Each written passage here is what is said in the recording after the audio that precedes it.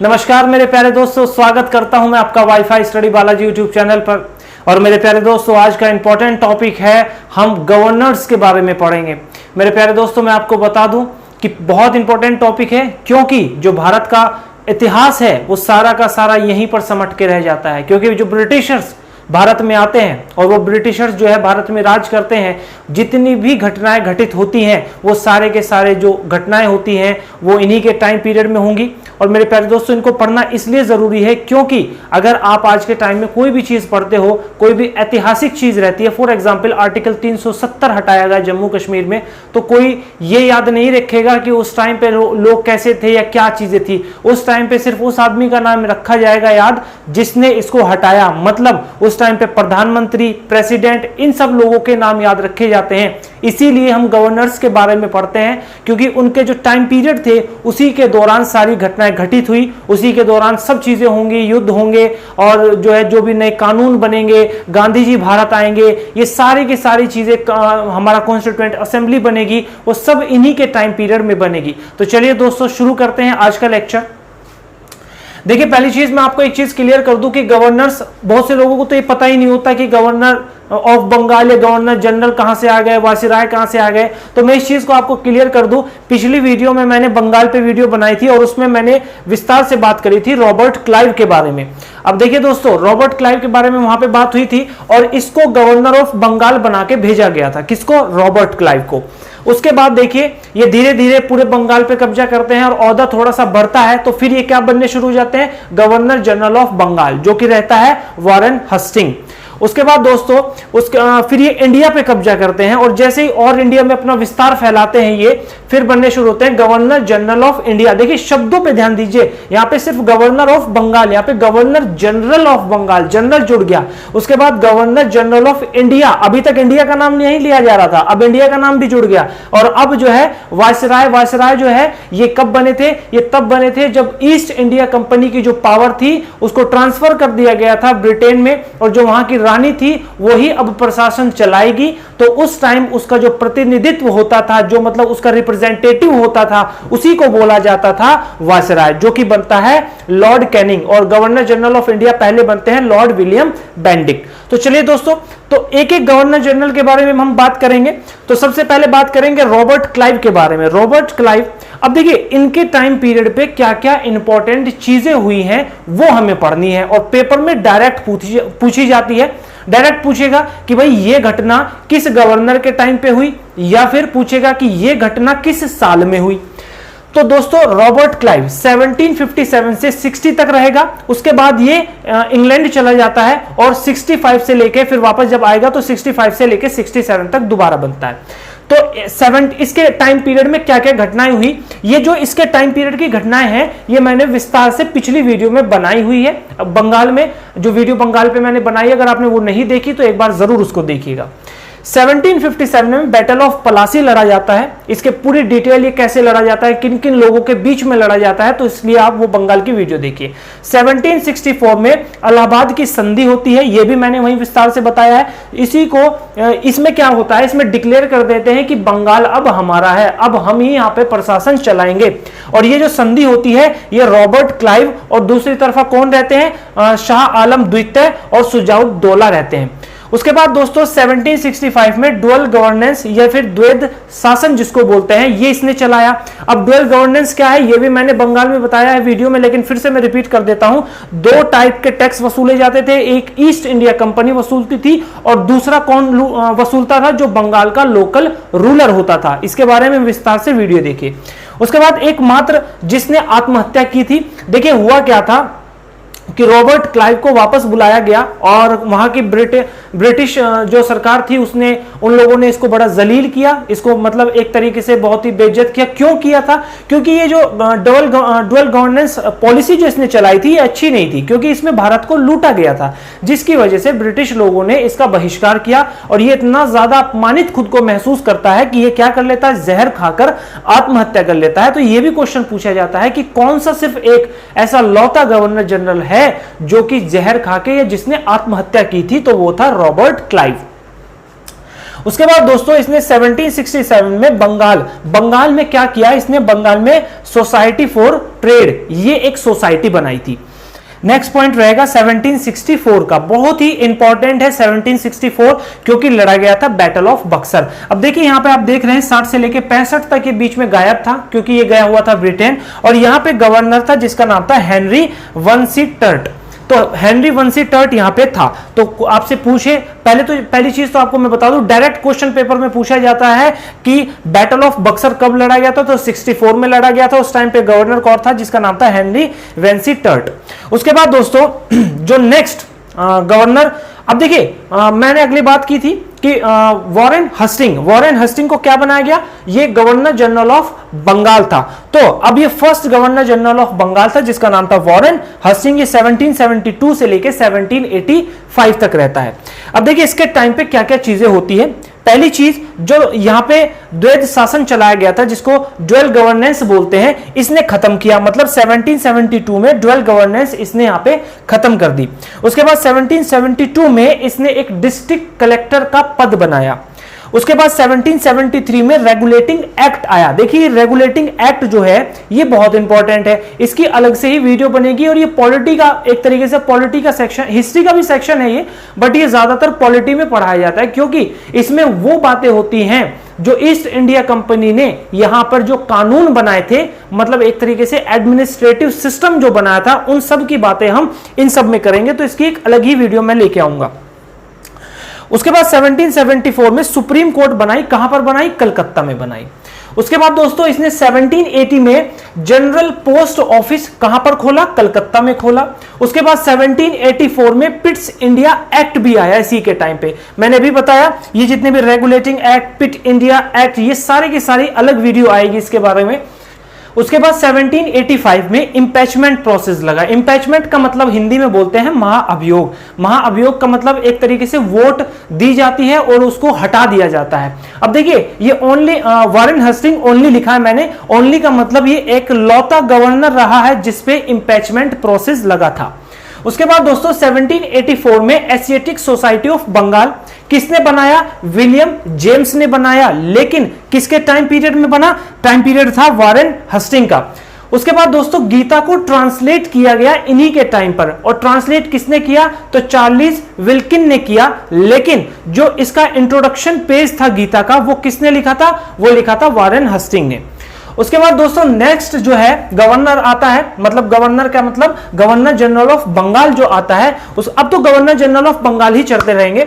उसके बाद Lord Cornwallis अगला रहता है, जो कि 1786 से लेके 1793 तक रहता है। अब इसके क्या क्या काम रहते हैं, पहली चीज तो ये बंगाल में 4 सेशन कोर्ट बनवाता है। कौन कौन सी, कलकत्ता में, पटना में, मुर्शिदाबाद में और ढाका में।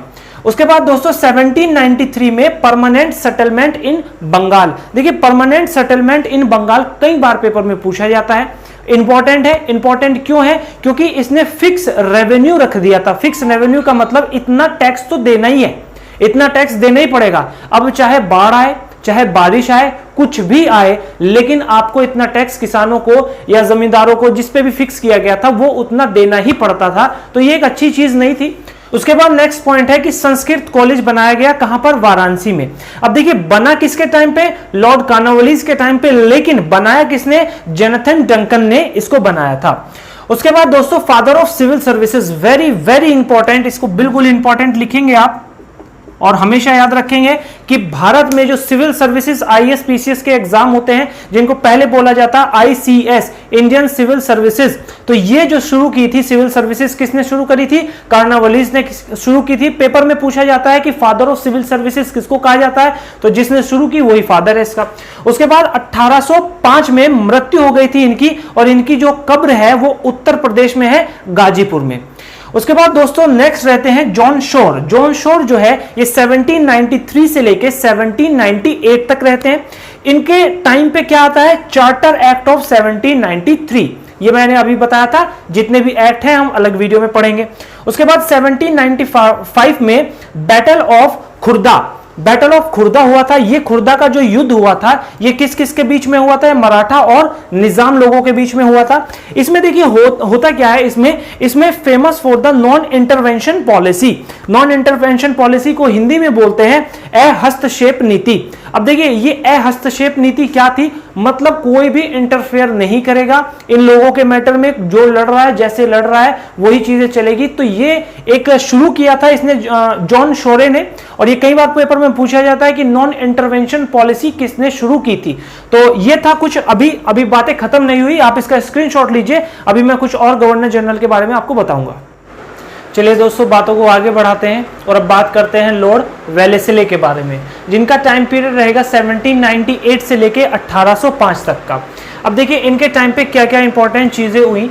सबसे पहली चीज तो डिस्क्राइब कर दिया इन्होंने खुद को बंगाल टाइगर, मतलब ये खुद को बंगाल का टाइगर बताते थे। उसके बाद बैन किया इन्होंने इंडिया समाचार पत्रों को, मतलब इंडियन जो समाचार पत्र थे, जो समाचार पत्र छापते थे, उन चीजों को इसने बैन कर दिया।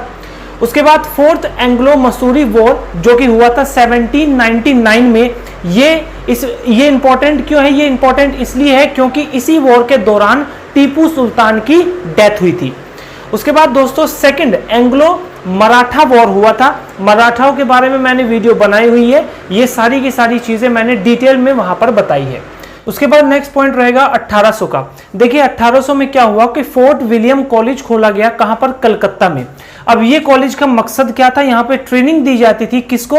ICS मतलब इंडियन सिविल सर्विसेज के लोगों को, जो उसमें सेलेक्ट होते थे। उसके बाद दोस्तों 1803 में कैप्चर कर लिया गया दिल्ली पे, मतलब इसने जो है दिल्ली पर अधिकार कर लिया और दोस्तों मुगलों को पेंशनकारी बनाया। तो ये कई बार क्वेश्चन पूछा जाता है, तो किसने मुगलों को पेंशनकारी बनाया था या दिल्ली पर कैप्चर कब किया था ईस्ट इंडिया कंपनी ने? तो 1803 में किया था। उसके बाद दोस्तों सब्सिडरी एलियंसेस सिस्टम, इसको जो है ये हिंदी में बोलते हैं इसको सहायक संधि। अब इसमें क्या हुआ था? इस संधि पर जिसने पहले साइन किया था उसका नाम था निजाम ऑफ हैदराबाद, जो कि 1798 में किया गया था। अब ये संधि क्या थी वो सुन लीजिए। देखिए कोई भी जो है जो भी राजा होगा कहीं का, या जो किसी भी एरिया को चला रहा होगा, कहीं का भी निजाम होगा, उनको क्या करना है? वो खुद की सेना नहीं रख सकते। अगर वे खुद की सेना नहीं रखेंगे और उनको अगर प्रोटेक्शन चाहिए तो उनको सेना रखनी पड़ेगी। किसकी? ब्रिटिश सेना रखनी पड़ेगी, और ईस्ट इंडिया कंपनी ही उनको सेना प्रोवाइड कराएगी, प्लस उनको जो है सेना को सैलरी भी देनी पड़ेगी। एक तरीके से ये समझ लीजिए कि रेंट पे सेना दी जा रही थी और खुद की तुम सेना रख नहीं सकते। उसके बाद दोस्तों अगले जो है गवर्नर आते हैं जिनका नाम है सर जॉर्ज बार्लो। अब ये सर जॉर्ज बार्लो जो है 1805 से लेके 1807 तक रहते हैं।